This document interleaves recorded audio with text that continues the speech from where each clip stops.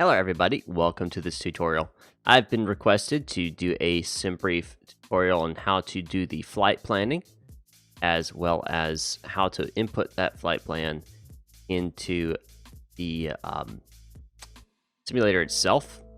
So I'm going to go through that today. First, you'll need to go to SimBrief.com. The link will be in the description below, of course, like I always do. Once you get to SimBrief.com, you'll need to register. So you go to the register button and select create an account. Once you do that, it'll take you to a web page where it says register now.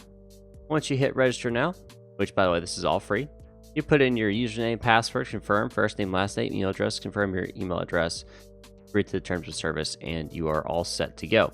So we're going to get logged in here because I already have an account. Now that I'm logged in, go back to the main page here. What you're going to do is go to the dispatch system. You go to dispatch, you'll notice there's quite a bit of things here. What we're going to focus on today is the dispatch system itself. So we're going to select dispatch system. Now that we're here, we are going to select create a new flight. Now, if you've already created flights before, you can edit your last flight, load a previously saved flight, view last flight, etc. We're going to create a new flight here.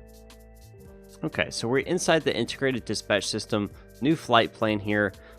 Everything is blank. There is no information that we've inputted at all. See, the map's blank, everything is blank. Now you'll notice I have the current AirX cycle of 1908.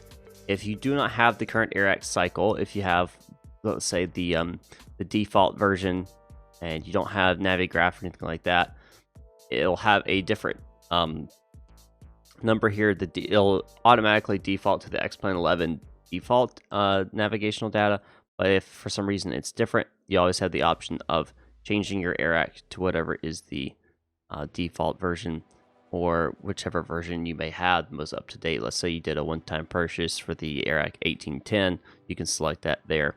That's important to go ahead and select that before you start putting in all your information. That is because it'll, it's going to generate your flight plan all based off that AirX. You want to make sure you have the correct AirX in for what you have inside of X-Plane. If you don't, you will not be able to, not necessarily, but in most cases, your flight plan will not be correct.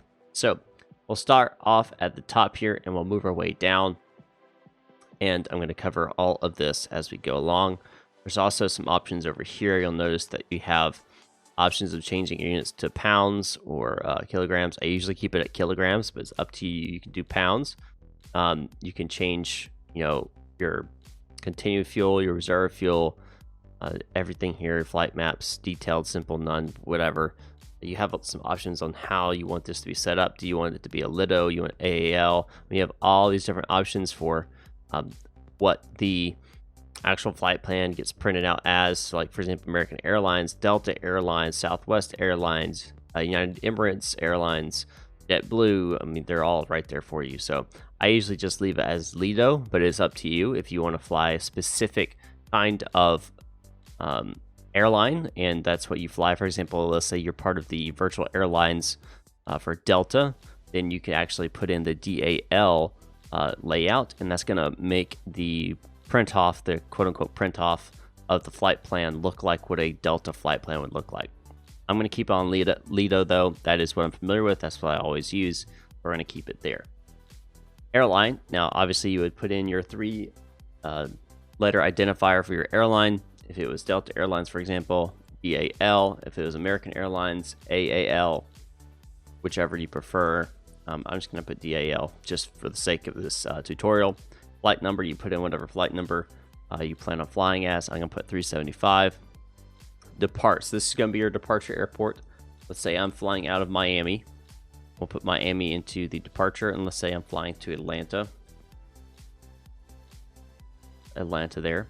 You'll notice that it's loading, and the reason why it's loading is because it is actually generating the flight plan right now, just based off of the current AirX cycle as well as the MEDAR and everything like that. So all the different, what would you say, meteorological data. So all the winds, weather, etc., etc. Automatically puts an alternate airport into the alternate. You have the option to manually select what you want, but I usually just leave it the default, but it's up to you. You can select the date at which you plan on flying this flight. For example, you can say the 10th of August or 15th of August, whatever. Departure, you can put your departure time, hour, and minutes. Aircraft type, this is essential. You want to make sure that you select the correct aircraft type. I'm going to select the Boeing 737-800, just because that is generally what I use and what I normally fly anyway. So Boeing 737-800. It's going to be important because it's going to be able to give you the amount of fuel you need based off that airframe. And I've yet to come across a aircraft that was not inside of this selector here. But if it's not, then you have the option of doing an aircraft editor and changing some stuff around. So you have climb profile. Let's say you have a specific climb profile, but this generally, I think you may not even be able to select advanced options here, but like 250, 280.78. So like going to climb 250 until 10,000 feet, then above that 280, and then it's going to or at 0.78 Mach.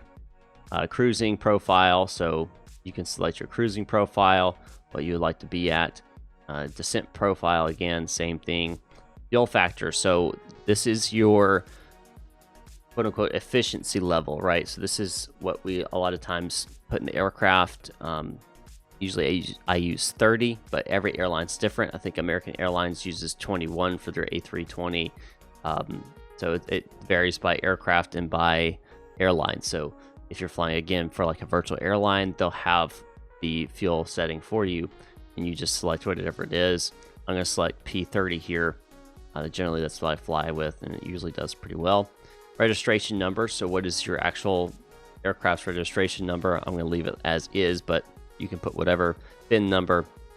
If you're part of a airline, and your aircraft's going to have a specific VIN number as well, which is basically the aircraft number associated with your airline.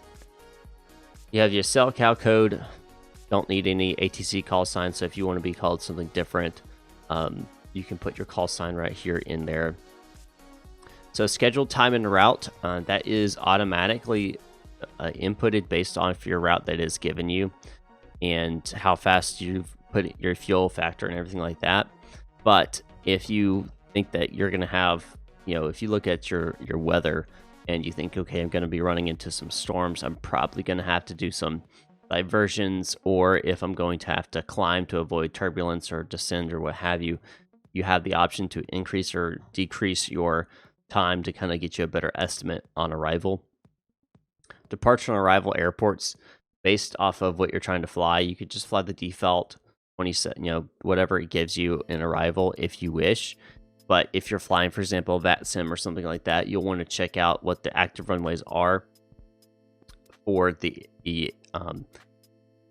airports that you're flying out of and flying into to get a better plan right off the bat, so you don't have to make as many changes, and you can select those departure runways and arrival runways as such.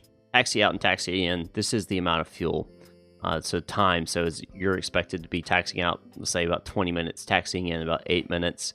If you're like in Atlanta, for example, on your taxi out, you might be taxiing out for 30 minutes or 35 minutes. You don't know. So you have the option of increasing that time or decreasing the time as you will. I generally keep it the same. Extra fuel. So this is how much extra fuel you're going to be carrying with you. I usually keep 0.0. This is what they call tanking. And some airlines require you to tank for for different reasons. So if you need to tank fuel, this is your option. This is how you do that. And it's in decimals. So 4.5 is 4,500 kilograms. So yeah, if you're doing in pounds, then it'll be obviously 4,500 pounds. Passengers, you can use auto, which just gives a random, basically a random number. But if you are flying a specific airline, like, again, I say virtual airlines, Delta, I always use that for example because I know it's a rather large one. If you want to use, if your flight has a specific amount of passengers, you can input that number right here. I'm just going to say 130 passengers, but again, it's up to what you want to do here. Cargo, again, are you going to have any cargo on board? going to say 3.0 tons of cargo. 0 fuel weight. You can actually you can like specifically set your zero fuel weight. Let's say it's a modified aircraft or something. You can do that. I leave it auto. I recommend leaving it auto. It's going to automatically pull that aircraft's data, real world data, and give you a 0 fuel weight of that aircraft for a 737-800. Captain name, that's my name. Pilot ID, if you have one, you can put it right there. I don't touch, basically after cargo, I don't touch any of that. Custom dispatch remarks, you can put, stuff in here if you want, or if you're required to by your airline or what have you. Airac cycle, we've already covered that. So this is your actual route here. You'll see that it's giving me a SID of Headley, transitioning through Headley, and then going to Stibba, getting onto the airway here, Srex, and then to Larry, and then Lars, and then Stitch 2 SID. So that's the route that is generated. It gives you some other routes too, like suggested routes, and all you have to do is click them, and it'll give you that route instead of the one right here. You also have the option of going to FlightAware, SkyVector, Route Finder, Global Route Database, and AutoRouter, and of course IFPS validation. These are different websites that you can go to put this route through. So for example, if we go to SkyVector, it's going to pull up SkyVector with that particular route implemented. As you can see right here, it takes us all the way up. You can actually see your route here in SkyVector, what it would look like. Or if you want to do FlightAware, it's going to pull up FlightAware and see if there's anyone that's going to be flying that particular route, for example. So you can see right now that there's a MD-88 flying that route. Actually, that's pretty cool. From Miami to Atlanta. So these are all the different flights that, as you can see, route analysis. See, it's just a bunch of different routes here, or a bunch of different aircraft that are flying either the same or very similar routes from Miami to Atlanta. All right, so we're going to go down and we'll continue here. So there's a button here that says Analyze Route.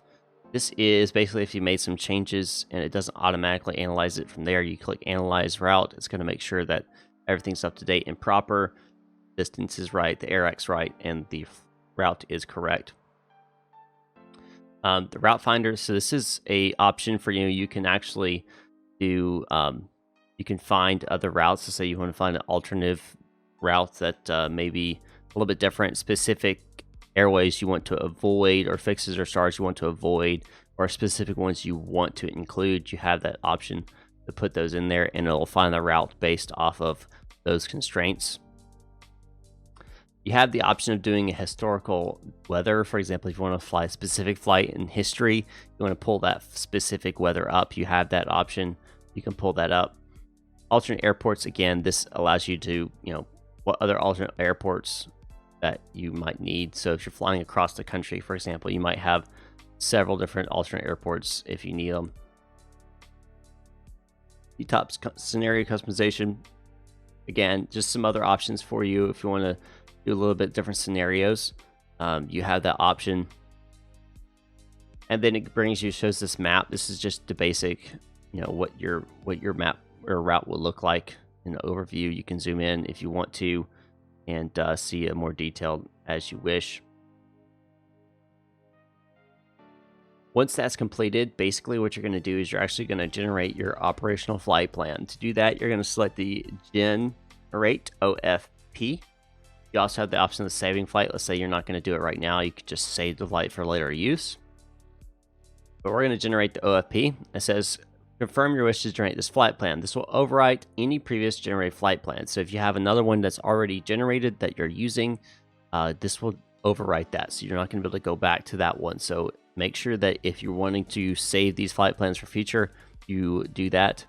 So we're going to say, yes, we want to override it. We want to see the new flight plan. It's going to generate that briefing package for us. As you see, it's doing right now. It says about 4 seconds to go. So wait here a second and complete. All right, so now it's going to bring us to our actual flight plan here. Brings us to a operational flight plan summary. So it gives an airline, flight number, aircraft, call sign, origin, destination, alternate, cruising altitude, date, departure, airtime, total time, block fuel, extra fuel, zero fuel weight, your tow weight, your actual routing information, and your entire route here. But what we're really looking at here is the actual paperwork preview, or the actual flight plan itself. So this is the actual flight plan. I use these all the time for basically every flight I do. I use these. So this is the flight plan itself. It has all the information you'll ever need right here inside of the flight plan. Really cool option here. Then you have the option of actually downloading the flight plan and putting it into your aircraft. For example, if you're wanting to fly a specific aircraft, or if you want to fly, just the general aircraft, you have the option. So there's all these different, flight plans, basically, in flight plan formats. For example, the Flight Factor A320, you can download that one. X-Plane 11, download that one and put it into the aircraft's FMS. You also have an important information down here. You have the NOTAMs, departure, arrival, and your alternates, so you can see if there's any important information. You got your meta right there. You also have any type of important information regarding obstacles or any type of things that have changed. Maybe it's just basically information regarding your departure and approach, departure, arrival, and alternate airports information. You also have the option of pre-filing this flight into Pilot Edge and VATSIM just by selecting the pre-file button. I'm not going to cover that in this tutorial, but you have those options for you as well. Generally, what I do, however, I usually don't mess with any of this. I do obviously pre-file in VATSIM quite often, but in general, I usually will just take this right here, which is the actual flight plan, and use that. And what I do here, you see there's a lot of different options here. You can edit the flight. Let's say something's wrong, you want to change it, you can edit it there. You can do a new flight. You can print or view PDF. We'll get back to that. You can pre-file the flight like I showed you down below. You can download in the FMS, or you can do an IPF's validation. But of course, this is for European routes only. But we're going to select the print and view PDF. The reason we're going to do that is going to bring up an actual PDF version of your flight plan. Whole 9 yards here. Once this is done, what you're actually going to want to do, and a lot of people have asked this, how do I get my flight plan specifically from SimBrief into the Boeing 737-800 Zibo modification with AviTab? How do I get this into the tablet itself? How am I able to do that? What I do is I go up here. There's several ways you could do this, but the way I do it, I take this and I select this little button here. It says download. I'm going to select download. I'm going to save the file. It's going to save it as KMIA, KATL underscore PDF underscore 1564847503. Select OK. It's going to download that. Once it's downloaded, it's going to show up in our downloads folder, as you see right here. I am going to copy that.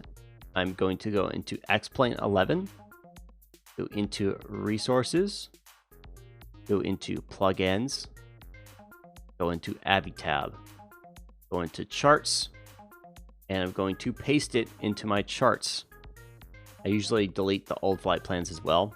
Once it's pasted into your charts, all you have to do inside the aircraft, go to the AviTab function on the tablet and select charts, and your flight plan will show up. Let me show you guys that. All right, everybody, we're inside the Zibo 737-800 here in Miami. I want to show you guys how to actually access the flight plan in AviTab once you put it in there. So we're going to go to the tablet here. We're going to select AviTab. We're going to select charts, and you'll notice that KMIA, KATL is showing here. So how do you actually open it? Just double click it, and voila, there is the flight plan we just generated in SimBrief right here inside the aircraft, inside the simulator. And you can go page over as you need to find the information you need to, your route information, etc., going through all of that. If you guys are curious about this particular like flight plan, how these flight plans are read, etc., obviously you can watch any of my live streams. I go through those all the time, pulling data from it and inputting it into the FMS. But if you want to learn specifically from one part to another, there's actually a cool feature back on SimBrief. So let's go back to SimBrief and I'll show you guys that. All right, we're back on SimBrief, back on this page right here under my briefing. You'll notice that there's this paperwork preview, and then there's a little question: so how do I read this flight plan? If you follow this link, it's going to take you to a page on SimBrief, which is a guide. That's right, a guide. And you literally can select your display format, Lido or BAW is the only two they have right now. That gives you, different types of information on, like, this is basically a perfect how-to on all of the information on how to actually create a flight plan and stuff. But down at the bottom here, the interactive OFP sample, this is really awesome because what it does, it basically allows you to put your number, your selector over the actual text, and it'll tell you exactly what this stuff is. So, like, this is flight number, this is the flight date, departure airport, arrival airport, your aircraft type, your maximum takeoff, landing, your fuel weight, your flight steps as you climb, etc., your fuel, how much, what your trip, your continuous 5%, alternate, final res, ETOPS, etc. All of this information is all here, and you can just select your cursor over it and it gives you exactly what it is and what it's used for. It's a fantastic option. I actually went through this when I was trying to learn how to read this information, and yeah, so this is a really cool tool for you. So be sure to check it out as well if you're learning how to read OFPs and what they do mean and how to use them. So anyway, so now we've pretty much covered everything to do with SimBrief on how to generate your flight plan and how to obviously download it and put it into your AviTab, etc. So if you guys have any questions, of course, you can leave it in the comments below as usual. Don't forget to like this video and subscribe to the channel for more videos like this and other tutorials, everything from the Boeing 737-800, autopilot, FMS, etc. to the A320, the flight sim basics to SimBrief. I do a variety of different tutorials, so be sure to check all of that out. Hit the subscribe button. Don't forget to hit the bell notification. Get notified when I go live and when I upload new videos. Thanks, guys, for watching, and I'll see you guys next time up in the sky.